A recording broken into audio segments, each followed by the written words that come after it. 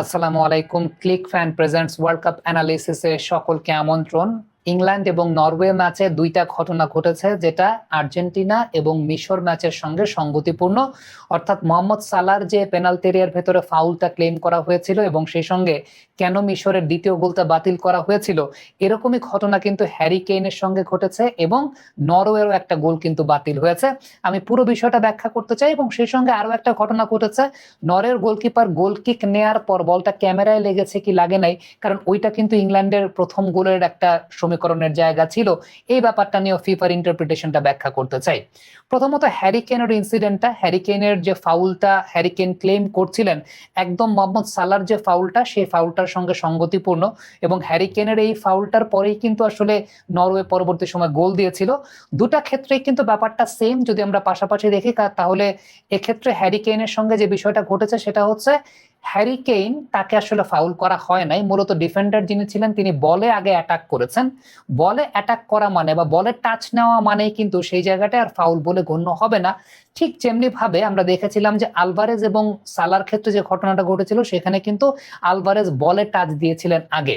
So Alvarez আগে বলে touch দিয়েছিলেন এবং এই জায়গাটায় যিনি ডিফেন্ডার ছিলেন তিনিও হ্যারি কেইনের সঙ্গে যে ঘটনাটা ঘটেছে সেখানে বলে টাচ দিয়েছেন, যে কারণে পরবর্তী সময়ে হ্যারি কেইন পড়ে গেছেন নাকি অভিনয় করেছেন আমি সেই প্রসঙ্গে যাচ্ছি না, বা মোহাম্মদ সালাহ পড়ে গেছেন নাকি অভিনয় করেছেন সেই প্রসঙ্গে আমি যাচ্ছি না। বাট বিষয়টা হচ্ছে যে তারা দুজনেই পড়ে গেছেন, কিন্তু দুজনেই পড়ে যাওয়ার পরেও কিন্তু ওই জায়গাটাতে ফাউলটা দেওয়া হয়নি। এটা কিন্তু সেম নিয়মের উপর বেস করে হয়েছে। এখন এখানে বিষয়টা এরকম না যে আর্জেন্টিনাকে ফিফা আলাদা করে সুবিধা দিয়েছে, ইংল্যান্ডকে তাইলে কি সুবিধা, মানে ইংল্যান্ড কি ছোট দল নাকি যে ইংল্যান্ডের ক্ষেত্রে ব্যাপারটা এরকম করবে? হ্যারি কেনের ক্ষেত্রেও কিন্তু ব্যাপারটা এরকমই ঘটেছে।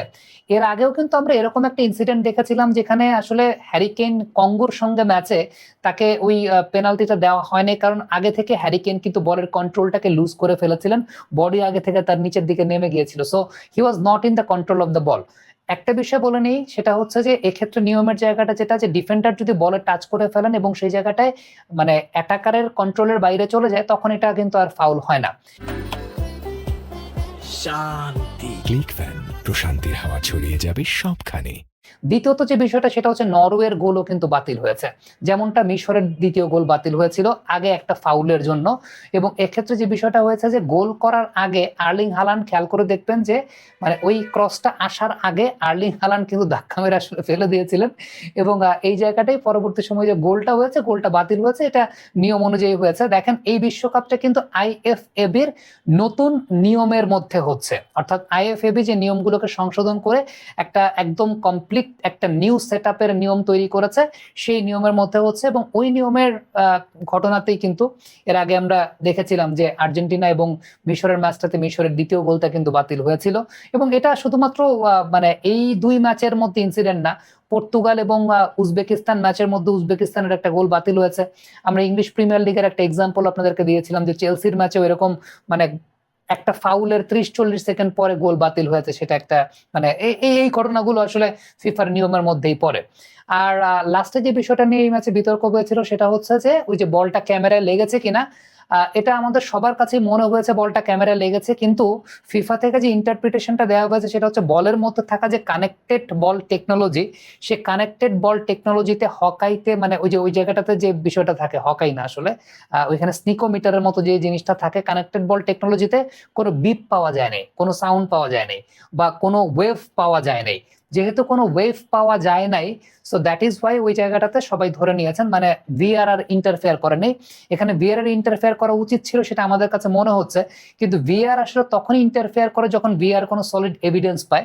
এই জায়গাটা কানেক্টেড বল টেকনোলজিতে কোনো সলিড এভিডেন্সটা পাওয়া যায় না। এখন হ্যাঁ, এই জায়গাটা প্রশ্ন আছে যে কানেক্টেড বল টেকনোলজি কি ওই সময় আসলে কাজ করেছে নাকি করে নাই, প্রযুক্তিগত ত্রুটি থাকতেই পারে।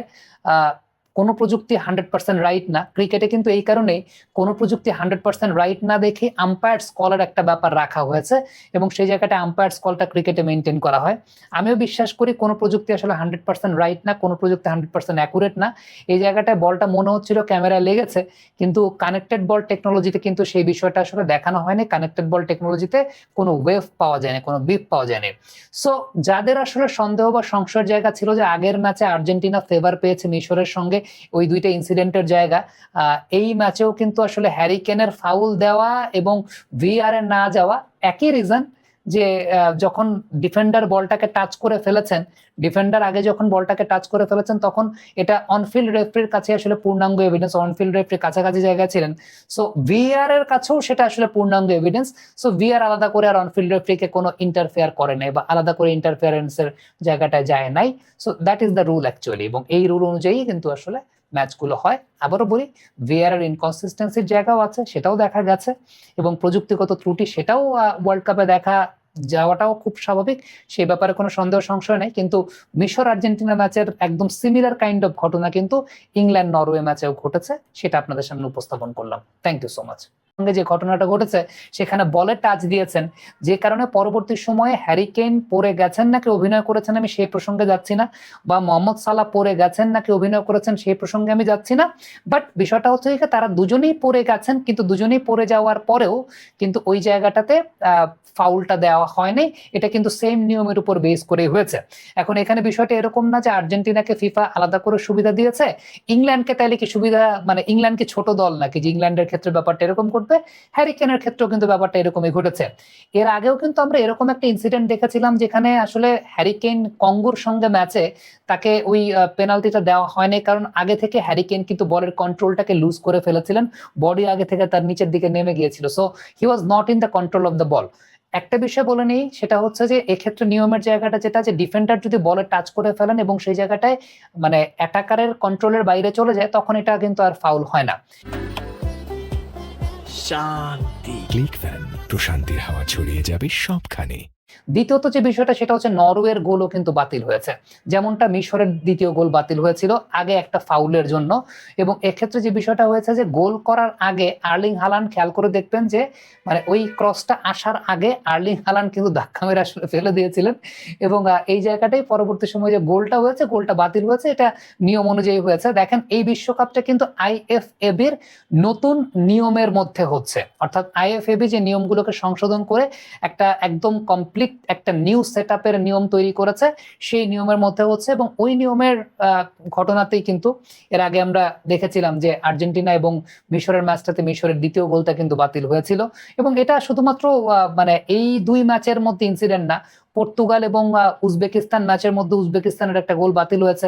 আমরা ইংলিশ প্রিমিয়ার লিগের একটা এক্সাম্পল আপনাদেরকে দিয়েছিলাম যে চেলসির ম্যাচেও এরকম মানে একটা ফাউলের 30-40 সেকেন্ড পরে গোল বাতিল হয়েছে, সেটা একটা মানে এই ঘটনাগুলো আসলে ফিফার নিয়মের মধ্যেই পড়ে।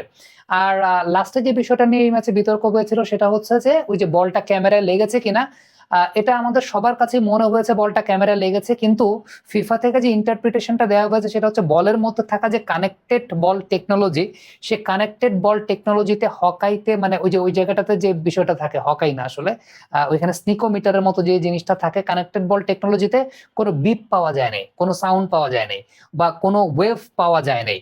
যেহেতু কোনো ওয়েভ পাওয়া যায় নাই, সো দ্যাট ইজ ওয়াই ওই জায়গাটাতে সবাই ধরে নিয়েছেন মানে ভিআর আর ইন্টারফেয়ার করে নেই।